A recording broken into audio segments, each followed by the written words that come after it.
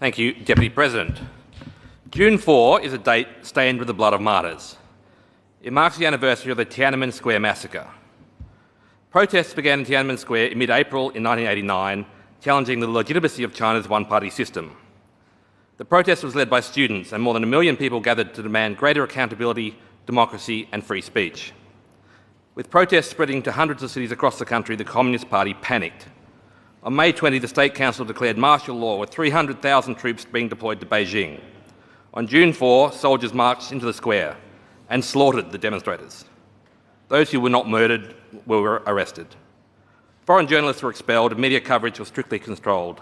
Even now, the history of the incident is suppressed in China. We can't know how many were massacred, but there were tens of thousands of people in the square when the shooting began. The party purged anyone sympathetic to freedom, and China sank deeper into authoritarianism. 1989 was a global turning point for the failed genocidal ideology of communism. Eastern European countries chose democracy and freedom. China instead lurched into national socialism. China's extremism continues, displayed by the genocide in Xinjiang and in their irrational anti-human COVID response. In China, freedom has no value. People are just something to be crushed if they get in the way of government objectives. What we learned from Tiananmen is that the governments cannot be trusted to protect our rights, our liberties or our lives. Governments do not keep us safe. They are the thing that we need protection from.